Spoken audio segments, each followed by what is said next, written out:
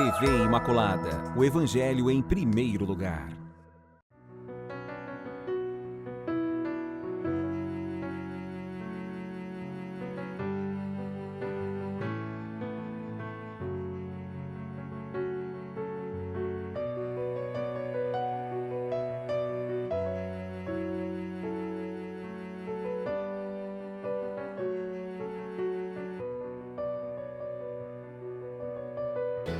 Olá, programa Respostas está de volta aqui pela TV Imaculada, essa TV que evangeliza, essa TV que informa, essa TV que nos traz esperança. Saudamos a todos vocês que estão participando conosco. Se você está chegando agora, nunca viu o programa, a gente já informa para vocês que nós temos 2 momentos e 3 blocos. No primeiro momento nós nos concentramos na reflexão sobre um tema da atualidade, mas sempre na perspectiva do pensamento da igreja. De modo especial, nós lemos um texto oficial onde a igreja se pronunciou sobre esse tema e a reflexão de fato vai sempre procurar, eu falo sempre aqui no programa Respostas, a reflexão vai tentar sempre ser fiel àquilo que a igreja escreveu, àquilo que a igreja expressou. Exatamente, porque a gente quer ouvir a opinião de todo mundo, mas muitas pessoas querem no programa, olha, o que a igreja pensa sobre isso. Então, onde o magistério oficialmente se pronuncia sobre tal, a gente apresenta aqui para todos os que participam. Depois, segundo e terceiro bloco, nós já passamos então para responder às perguntas que vocês nos enviam. E são perguntas que estão chegando desse meu Brasil, de meu Deus, como a gente costuma dizer. Por isso que o nosso abraço vai para todos os recantos desse país.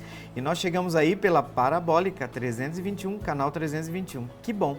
Falando em participação, eu penso que seja importante já no começo do programa passar para vocês o número do nosso telefone. O código aqui de Campo Grande, Mato Grosso do Sul é 67. O número do telefone 99347-0532. Vou repetir para vocês, 99347-0532. Você pode enviar seu comentário, sua reação, sua pergunta aqui para nós do programa Respostas.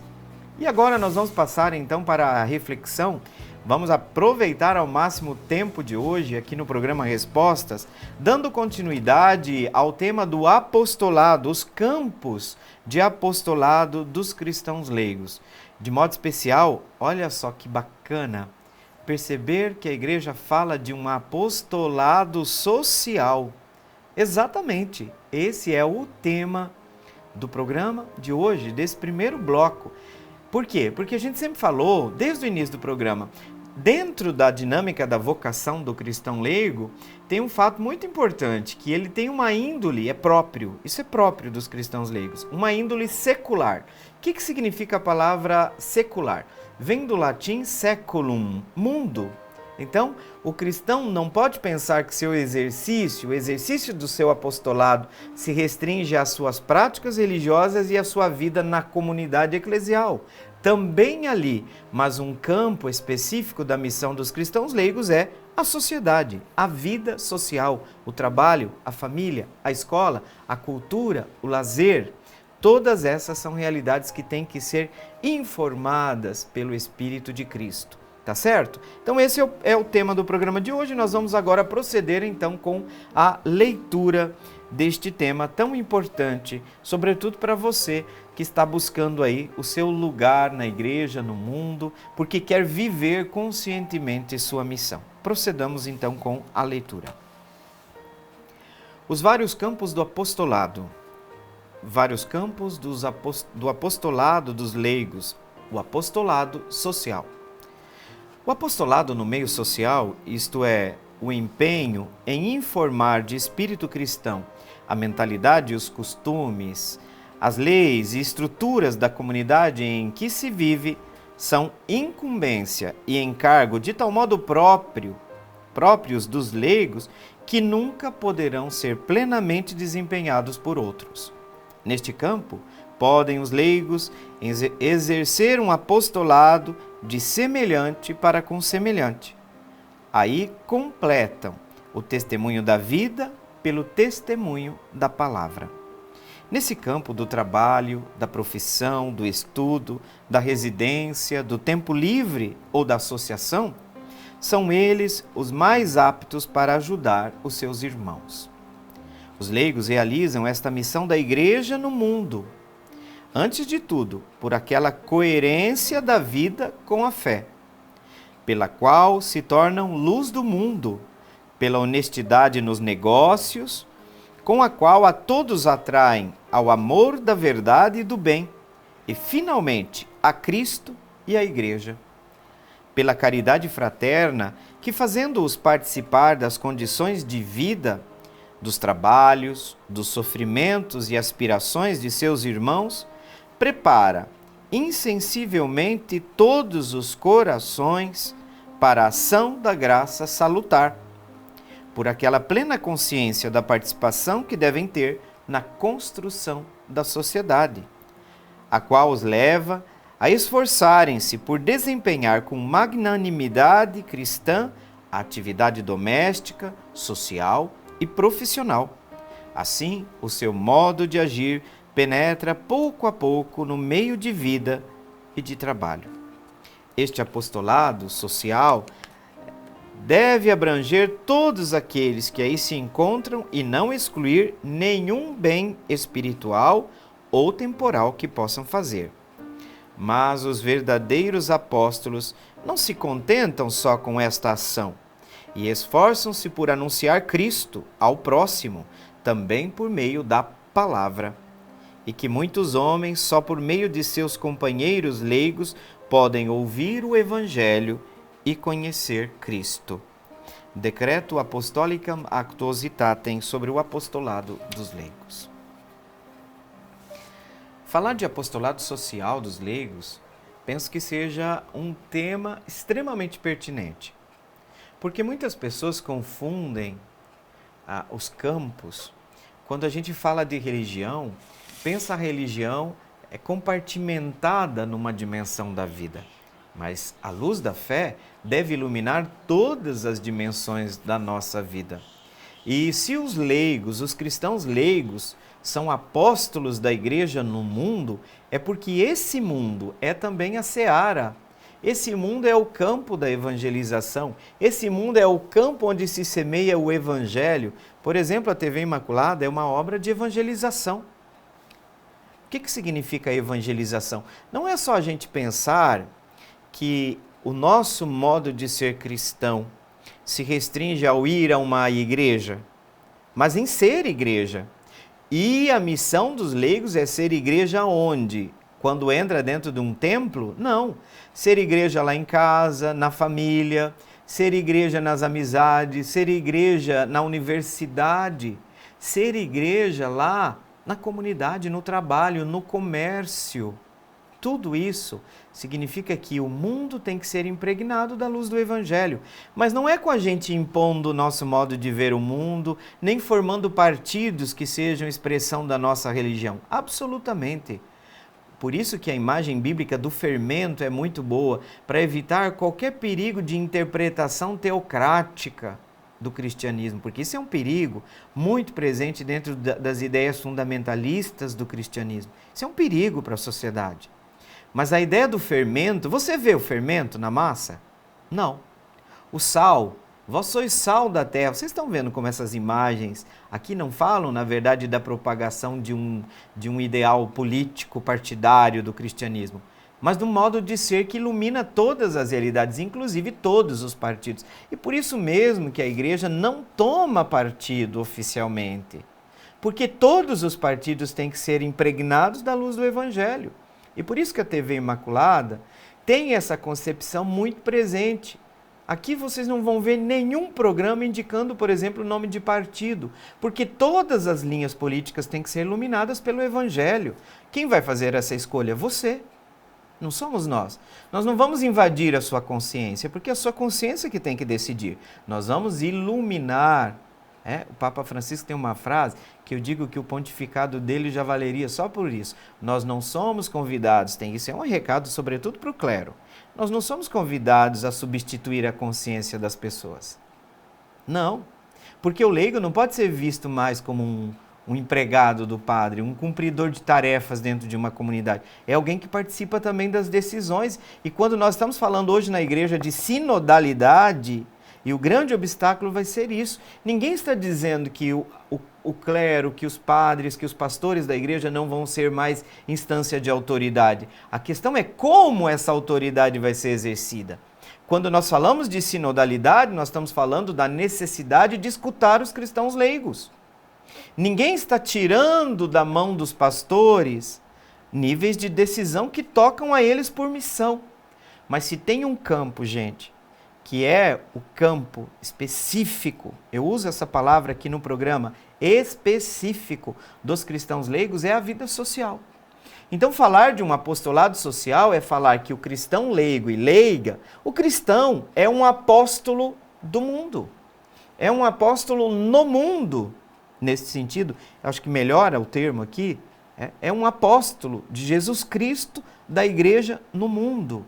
Então, esse é um campo extraordinário e aqui o documento não cansa de dizer, é específico, gente, por quê? Vocês vão querer um padre que vai falar do meio da educação, da cultura, como se nós sabêssemos de tudo? Nós não sabemos.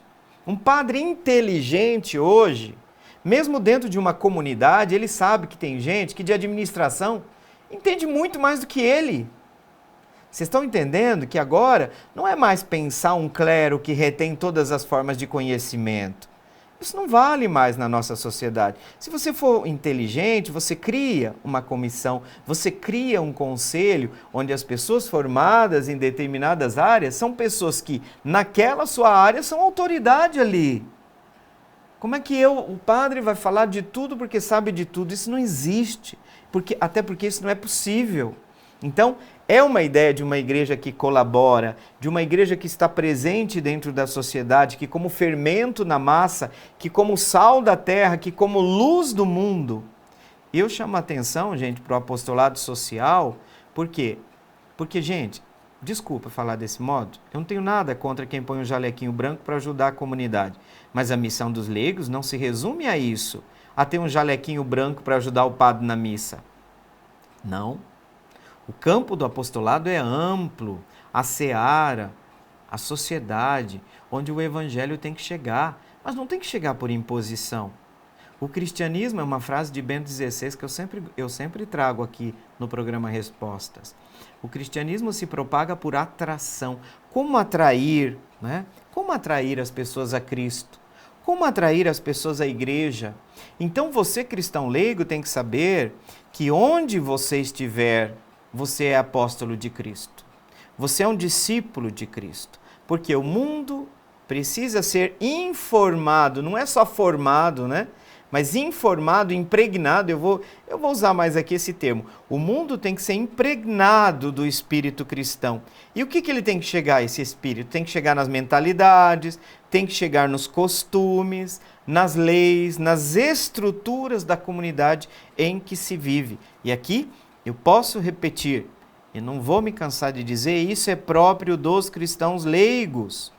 Isso não pode ser plenamente desempenhado por uma outra pessoa, até porque nós temos poucos padres. Não dão conta. Mas também, por favor, jamais vamos entender que essa missão é dada porque falta padres. Não é porque falta os ministros da igreja. É porque ali é o campo dele, é o seu campo. Lá na escola, gente, quanto bem uma professora, um professor imbuído, né, dos valores cristãos, isso transforma. E aí é o testemunho de um semelhante para um semelhante. Isso é muito interessante. O apostolado feito, né, por aqueles que se sentem igreja, que se sentem parte integrante da igreja, que não fica simplesmente esperando a bênção do padre para se entender enviados pela comunidade. Mas são enviados pela comunidade, mas são enviados pelo batismo. Porque já no batismo vocês receberam as graças. Vocês acham que vocês receberam o Espírito Santo para quê? Para ir para o mosteiro? Não. O campo, a espiritualidade, por exemplo, a gente tem que pensar que a espiritualidade, ela tem que corresponder a um estado de vida. E o estado de vida do cristão casado, do cristão trabalhador, do empresário, do professor, do médico, né? As diversas profissões, tudo isso tem que ser iluminado pela luz do Evangelho, você é um médico cristão. Quer dizer alguma coisa isso? Deveria. Você não pode ser um açougueiro. No sentido aqui, eu estou falando no sentido pejorativo. Tem médico, gente, que você vai visitar, nem olha para sua cara. Você vê ali que o cara está preocupado com o quê? Com dinheiro. Só isso. Não há um atendimento humanizado. Não há um atendimento de alguém que realmente se preocupa com você. Então vocês percebem que essas realidades, elas animam o mundo, trazem um novo espírito, até para o exercício de uma profissão. Claro que eu estou dando um exemplo aqui à parte, mas para dizer que tudo precisa ser iluminado. Aí, duas coisas que vão ser importantes, e aí o leigo vai ser cobrado. Tem que ter o testemunho de vida, para que quando fale, quando vier com o testemunho da palavra, ele seja acompanhado do testemunho da vida. E de fato o documento diz aqui, que uma coisa que vai ser muito pedida do cristão leigo e leiga é vida e fé. Tem que estar... Não significa que são pessoas perfeitas, porque todos nós estamos a caminho. Todos nós, o padre, o bispo, todos nós somos seguidores de Jesus, cada um na sua dimensão de vida, na sua vocação. E o cristão é apóstolo do leigo no mundo por vocação. Isso significa que está na natureza da sua missão. E as pessoas aqui da TV Imaculada são profundamente, Padre Maximiliano Maria Kolbe tem muito claro que o mundo precisa ser impregnado do espírito do Evangelho. E ele coloca ali como grande guardiã, como grande promotora a Imaculada. Porque o que é a Imaculada?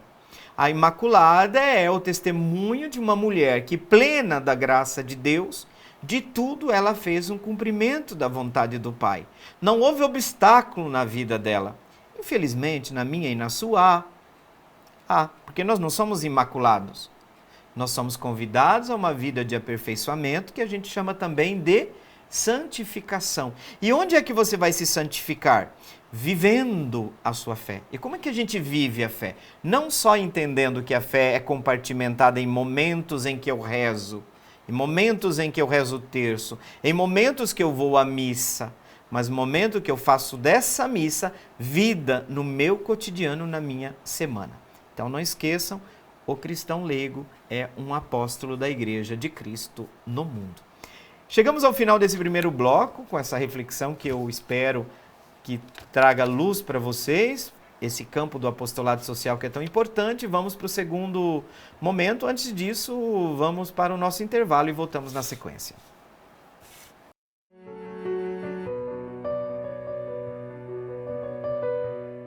Feita, promessa cumprida, e já voltamos aqui para o segundo bloco do programa Respostas. E agora chegou a hora de trabalhar aquelas perguntas que vocês nos enviam.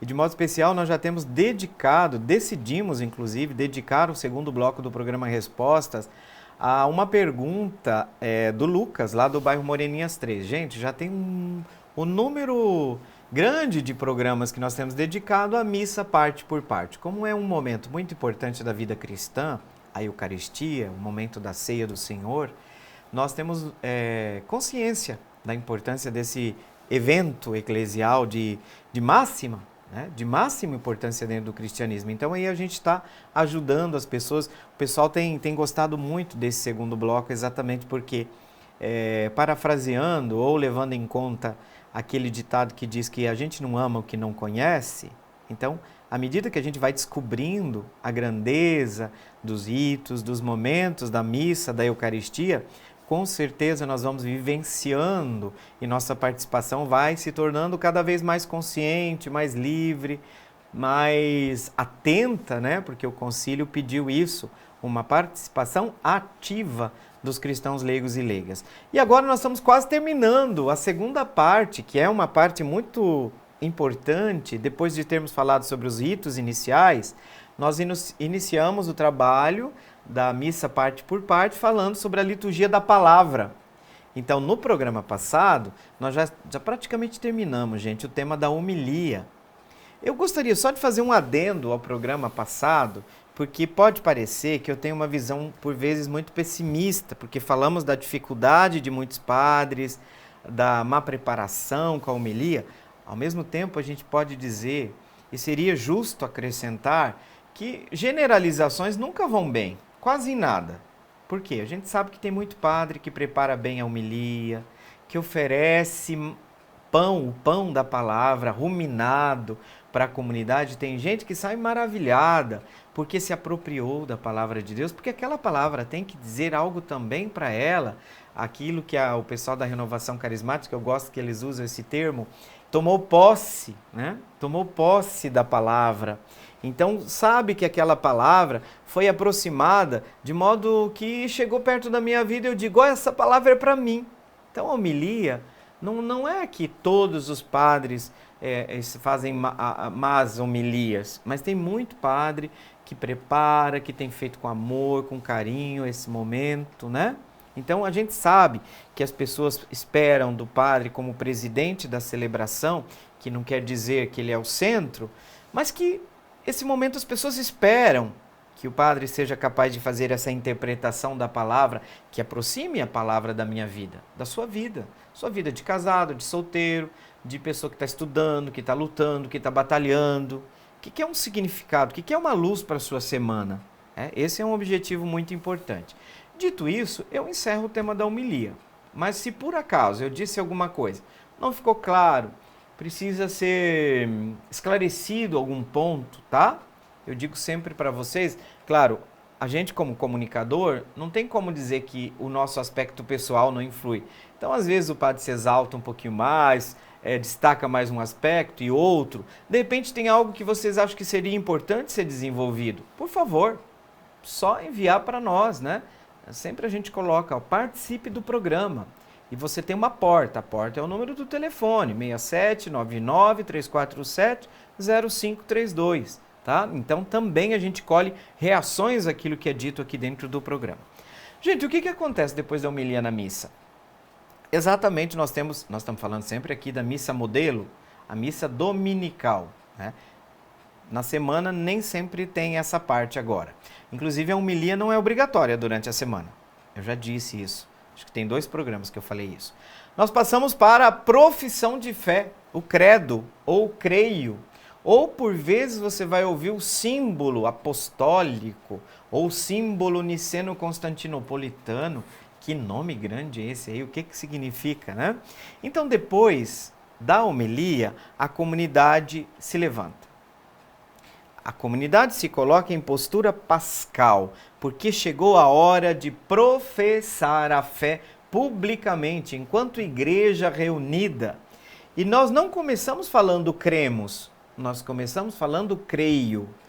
É em primeira pessoa, porque a fé tem 2 dimensões absolutamente inseparáveis. A dimensão pessoal, eu sou um membro da comunidade, mas eu estou em comunidade, então eu creio, nós cremos, está profundamente implicado. Todos ficam de pé para recitar o creio. O que é o creio? Em síntese, dizendo de maneira assim bastante simples, o creio seria para nós um resumo, uma síntese da fé católica, aquilo que nos identifica como tais, aquilo que é parte central da identidade da nossa fé. De modo que nós podemos dizer que não crer naquilo que a comunidade professa no domingo significa se excluir desta comunidade, porque a comunhão desta comunidade se baseia também na participação nos sacramentos, mas de modo especial é uma comunhão na fé. Significa que esse é um patrimônio comum da comunidade que professa, aqueles elementos que constituem partes centrais da nossa fé, das quais nós não podemos prescindir sem perder nossa identidade, sem perder o coração daquilo que nós cremos. Então, o creio é constituído por esses artigos que são constituídos como um grande patrimônio, um grande dom que o Senhor nos concedeu por meio da revelação e que a comunidade acolhe exatamente como revelação. Significa que a gente diz, isso aqui é conteúdo da fé, conteúdo intrínseco da fé. Pode até usar uma palavra, se você gosta um pouquinho de estudar teologia, é um conteúdo dogmático da fé. Mas aqui não na acepção de dogmatismo, mas exatamente de um elemento que constitui minha fé. Se nós somos católicos, nós vamos professar esta fé. Nesta fé, inclusive, nós seremos batizados. há uma vinculação, porque a comunhão com a igreja se faz não com cada um construindo a sua fé, mas de todos comungando, né, da mesma fé. Então, esse resumo da fé católica constitui o creio, né, que nos distingue praticamente das demais religiões que nós respeitamos. Mas aqui está o suprassumo, a síntese essencial da nossa fé. Gente, é uma espécie de juramento público. Interessante isso, né? Uma espécie de juramento público, onde a gente professa essa fé publicamente. Agora, nós temos, na verdade, várias fórmulas. Não temos somente um credo. Nós não temos somente um símbolo. Inclusive tem um livro da igreja que junta os primeiros símbolos. Lá no início do cristianismo tinham vários, utilizados sobretudo na cerimônia do batismo. Às vezes esse símbolo era feito, professado por meio de perguntas. Por exemplo, onde o ministro, o bispo, perguntava para a comunidade: vocês creem em Deus Pai Todo-Poderoso, Criador do céu e da terra? Então tinha uma tríplice pergunta. Então, às vezes o creio era professado por meio de perguntas, mas é muito interessante isso, né? Então, embora existam outros credos que vão professar o quê? A mesma e única verdade de fé. Porque é isso, o creio são sínteses, são cápsulas, vamos assim dizer, concentradas daquelas verdades que são fundamentais na nossa fé. Então, o que acontece? Na missa, nós utilizamos normalmente dois símbolos, ou dois creios. O primeiro, que é aquele mais utilizado, o mais curto, que a gente chama de símbolo dos apóstolos. Por que são assim chamados, gente? Porque se comprovou que este símbolo que a gente professa na maioria das missas, ele vem dos primeiros séculos, remete ao tempo dos apóstolos. Por isso que ele recebe esse título. Ele recebe essa adjetivação de símbolo dos apóstolos. Remonta aos primeiros séculos, na verdade, o primeiro século. Agora, tem um outro, que é o mais longo, o símbolo niceno-constantinopolitano. Por quê? Porque ele junta o texto base de dois concílios, lá no início, no quarto século, o concílio de Nicéia e o concílio de Constantinopla. Juntam esses dois, que são concílios que enfrentaram vários ataques à fé, ao núcleo da fé. De modo especial, sabe o que era atacado? E o símbolo teve que professar isso, a divindade de Jesus. Teve gente lá no início do cristianismo que disse assim: olha, Jesus não é bem Deus como Pai. Ele é um deusinho ali, foi adotado, importante, mas ele não é Deus como Pai. Isso aqui foi uma heresia, foi considerado uma heresia. Então o símbolo dos apóstolos é o mais curto, mais simples. O segundo, ele foi redigido de modo especial para quê? Para eliminar, para afrontar, para enfrentar essas heresias, sobretudo aquelas que diziam respeito à divindade de Cristo, que questionavam a divindade de Cristo. E ele é mais longo, mais completo. Nós podemos dizer que o símbolo niceno-constantinopolitano ele é mais longo e também por isso mais completo, né? Creio em Deus Pai, o Criador das coisas visíveis e invisíveis, Deus de Deus, luz da luz. Estão lembrados agora? E padre, quando é que a gente escolhe um símbolo ou outro? Normalmente nas missas mais solenes, vamos assim dizer, a gente escolhe o símbolo niceno-constantinopolitano. E aí pode se dividir, a assembleia, as mulheres podem dizer uma parte, os homens outra, ou um lado da igreja, o outro. Isso não tem problema, né? Então, o mais longo, que é o símbolo niceno, eles são utilizados mais nas solenidades. Aliás, faz muito tempo, gente, que eu não vejo a comunidade proclamar o símbolo. Até porque o pessoal tem decorado o símbolo dos apóstolos, mas o símbolo niceno-constantinopolitano não. Então, nesse caso, precisa ter um folheto, ou precisa ter um texto, ou ele precisa ser projetado, né? Então, mas muitas comunidades se utilizam destes textos. Nesse tempo que nós vivemos agora, onde a fé da gente é constantemente questionada, e não é questionada às vezes diretamente, mas o que acontece? Há um perigo no Brasil, inclusive, do sincretismo. Aos poucos, elementos estranhos à fé, E aí, infelizmente, nós sabemos que nossas ideologias, elas podem, por vezes, macular, né, manchar aqueles que são princípios básicos da nossa fé. E aí a gente começa a conciliar coisa que não se concilia. Eu falo, gente, ninguém se ofenda aqui, mas eu acho que esse tempo que a gente está vivendo, falta muita lógica. É um tempo assim de mistura do que não se mistura.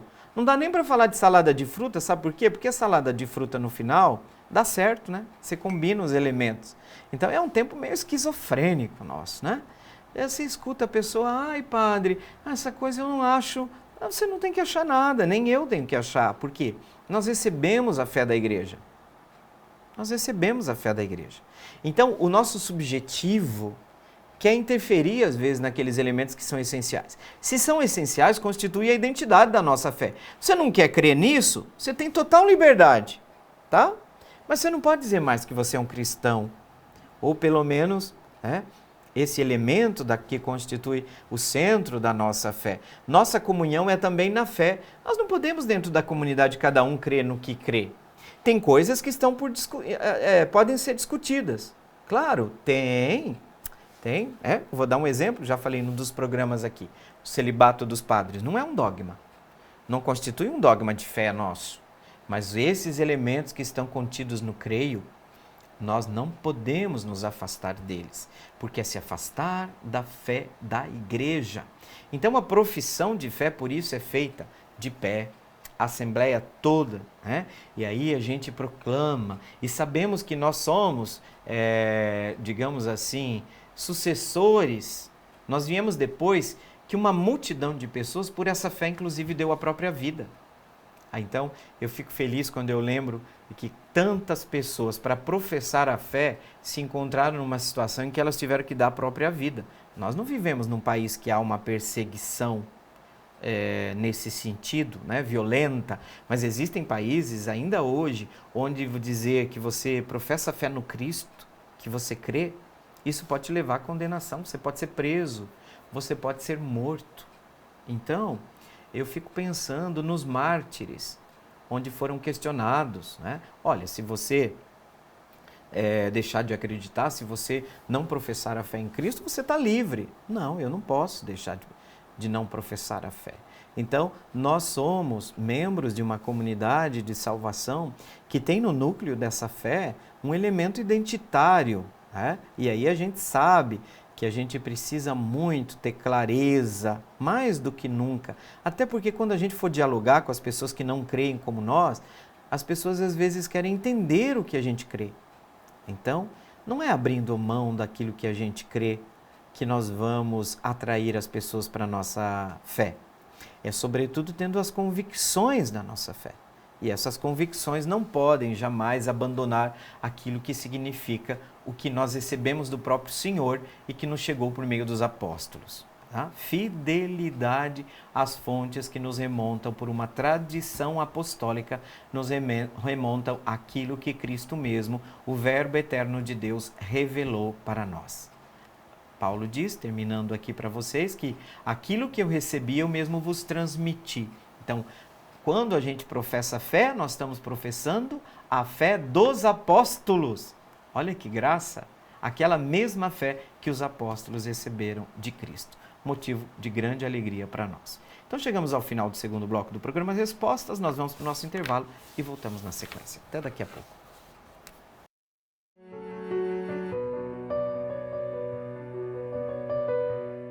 De volta, chegamos então ao terceiro e último bloco do programa Respostas e a gente percebe que o tempo aqui passa rapidinho, né? Que bom que você está com a gente. Mais uma vez, aquela saudação muito carinhosa para todo esse Brasil de meu Deus, né? Estamos falando aqui de Campo Grande, Mato Grosso do Sul. Pelo amor de Deus, gente, não esquece esse do Sul, que vocês já vão comprar briga com a gente aqui, tá? Brincadeira. Pessoal, não é bem brincadeira só não, tá? Tem gente que não gosta mesmo não, viu? Já vieram alguns cantores aqui, aquela multidão, e aí eu estou aqui em Mato Grosso. Não está em Mato Grosso, está em Mato Grosso do Sul. Mas tá certo, gente, isso não significa que a gente não tem carinho pelo Mato Grosso, né? Muito pelo contrário. Pessoal, é hora de continuar as nossas perguntas, respostas às perguntas que vocês nos enviaram. E eu gostaria de retomar aqui a pergunta do John Kennedy, de Janaúba, Minas Gerais. Olha só, o povo mineiro participando aqui.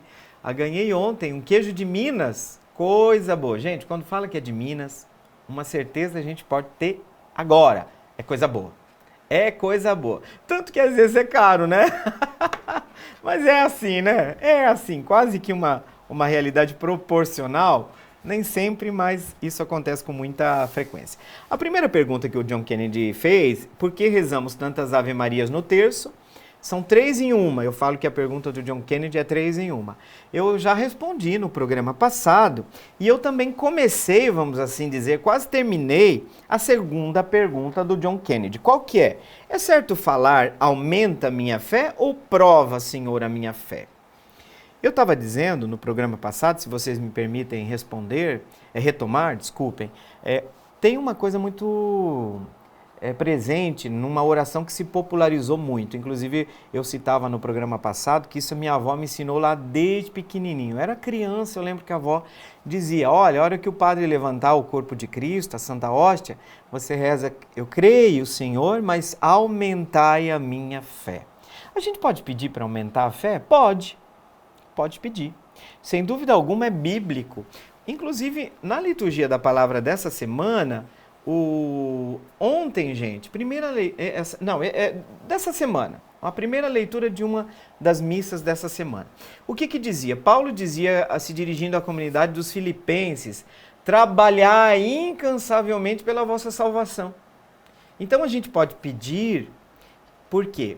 Porque a fé é um dom, por um lado, é dom de Deus, é uma virtude teologal, como a gente chama no catecismo, mas é também uma tarefa, é também um compromisso nosso. Então, muitas vezes a gente vê no Evangelho o estágio de maturidade da fé.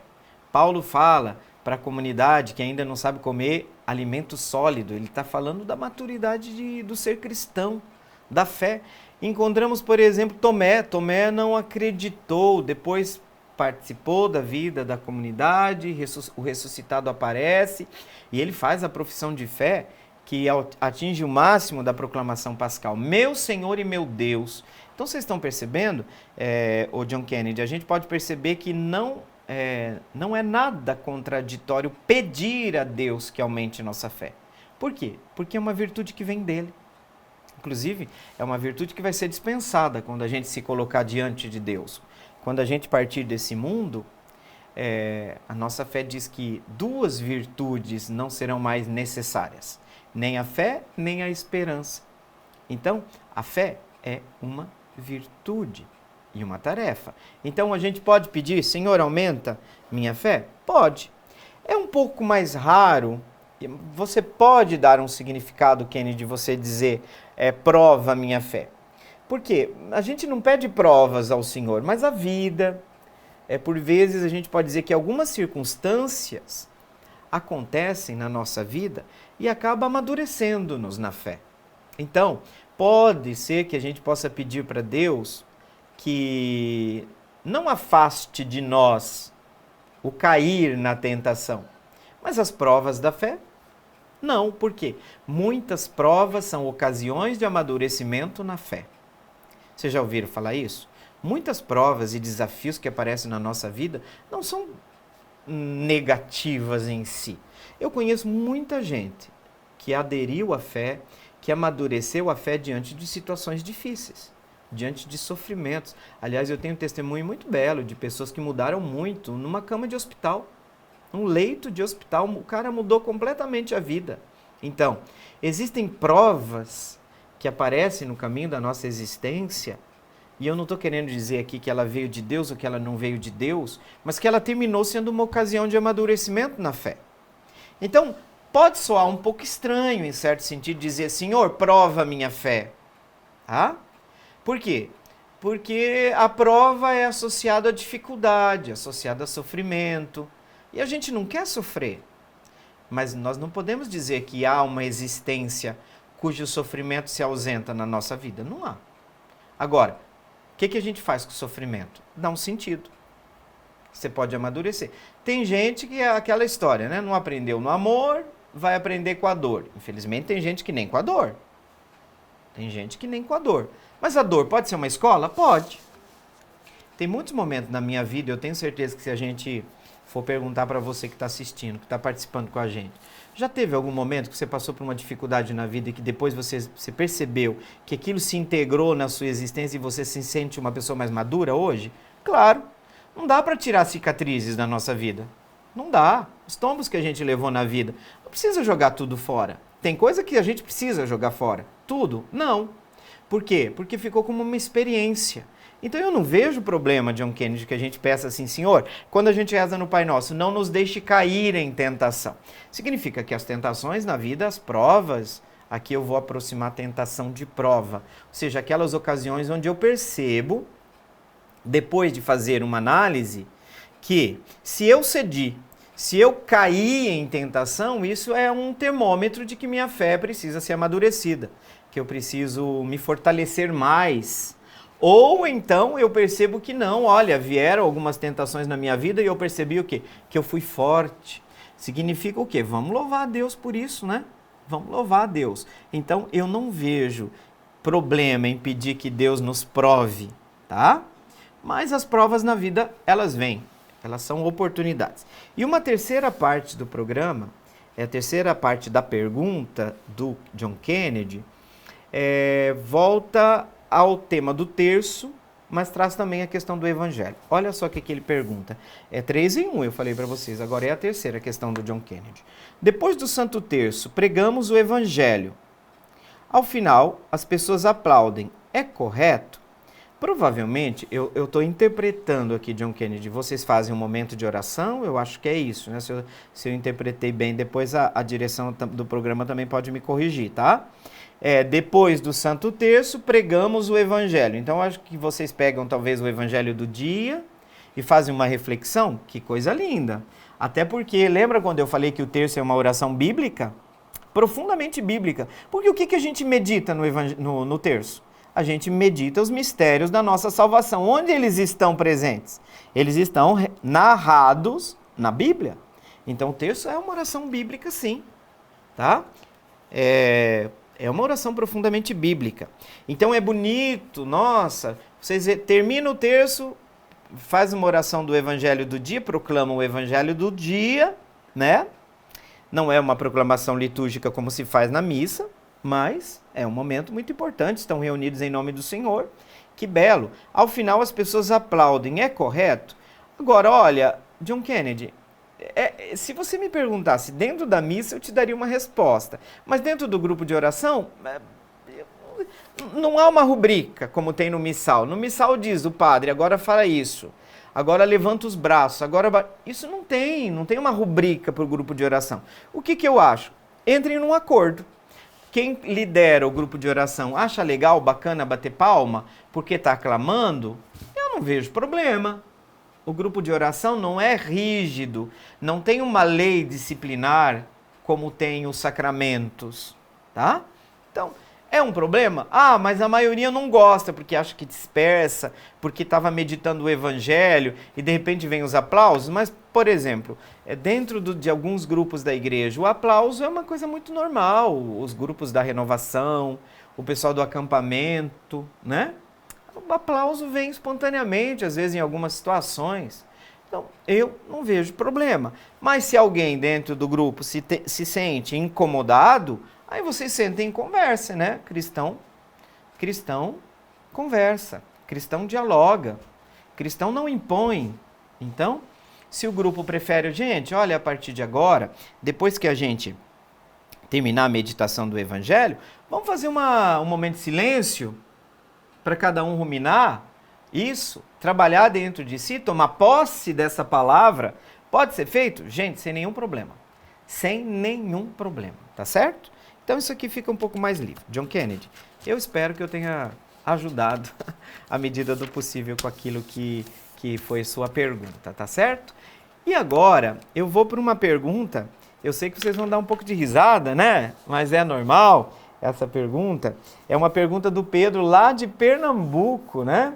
mas numa risada no sentido que vocês já vão entender, né? O Pedro já deu risada aí, Pedro? A pergunta do Pedro de Pernambuco. Gente, eu tive um amigo de seminário, depois ele deixou o seminário, casou-se, está muito bem, se chama Reginaldo, e ele era de Triunfo, ele é natural de Triunfo, Pernambuco. Uma pena que eu ainda não conheço o Nordeste, tenho muita vontade de conhecer o Nordeste, gente, juro para vocês.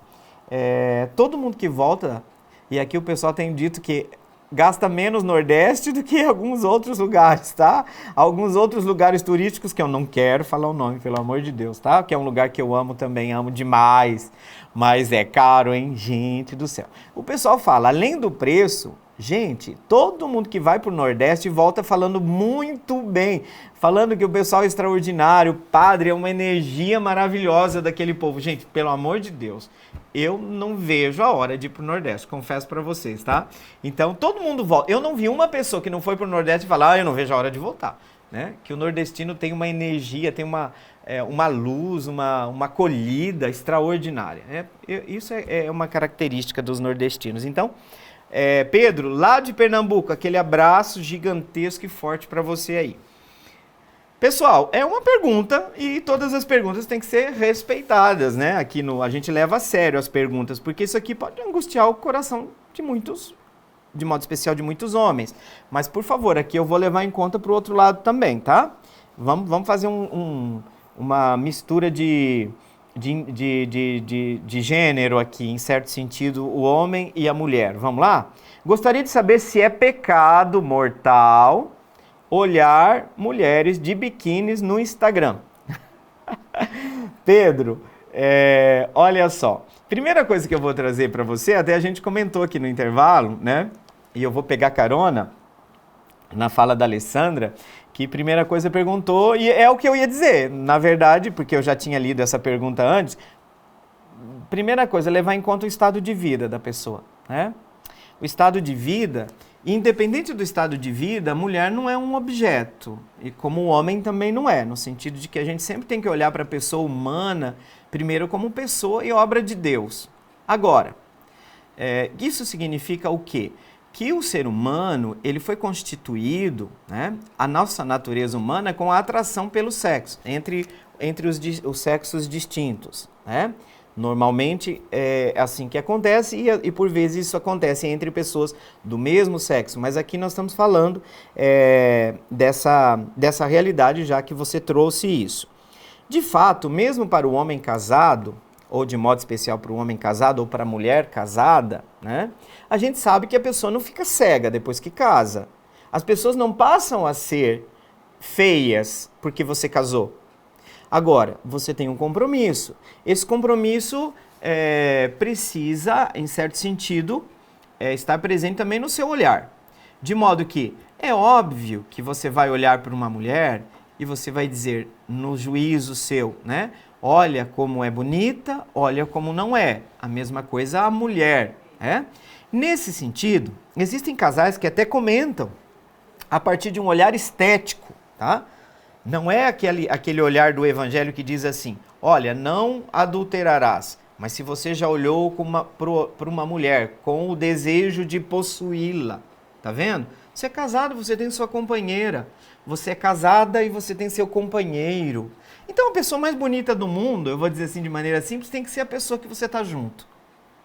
Por quê? Porque vocês prometeram um ao outro, entre uma questão de fidelidade, uma entrega, e essa entrega diz respeito também à vida sexual, à vida de intimidade, à vida afetiva, mas não significa que você agora vai deixar de achar a vizinha feia, né?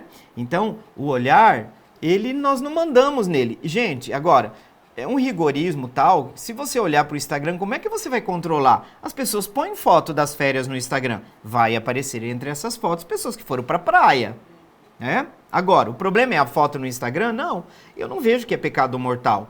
Por quê? Porque é hipocrisia você dizer que você vai olhar aquela mulher que você não procurou olhar, mas ela apareceu no seu Instagram. Você vai dizer que ela é feia? Você vai dizer que você não sentiu atração por ela? Mentira, porque isso está na sua natureza.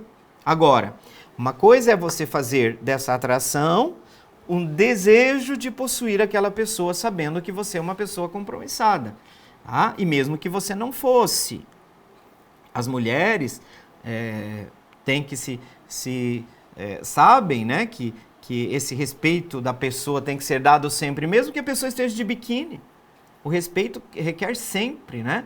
Então a beleza tem que ser admirada? Tem. Então eu vejo casais que dizem um pro outro, olha, eu não vou deixar de achar bonita a pessoa porque eu casei com você.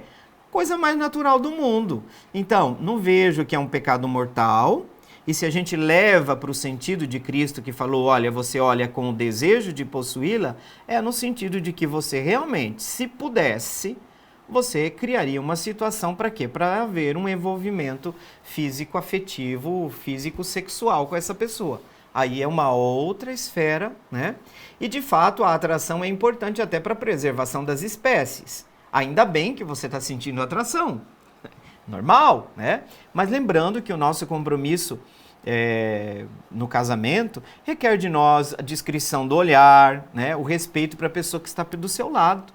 É porque essa pessoa é a pessoa mais bonita do mundo. Ah, tá um pouquinho fofinha. Tá ótimo, mas é fofura mesmo, é isso mesmo, né? Não tá gorda, né? Nesse sentido. É uma pessoa fofa, né? Uma pessoa que você escolheu, que está do seu lado, que você ama, né? Que você não vê a hora também de chegar à noite para você ter uma relação com ela. É isso, desejo, o Eros é lindo. O Eros é lindo, não vamos demonizar o Eros, tá? É bonito, é vida, isso é vida, tá certo?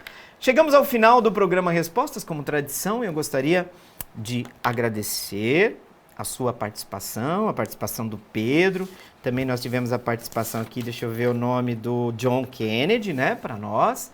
E vamos invocar a bênção de Deus por intercessão de Maria Imaculada e que esta bênção possa trazer luz e esperança para você. O Senhor esteja convosco, Ele está no meio de nós.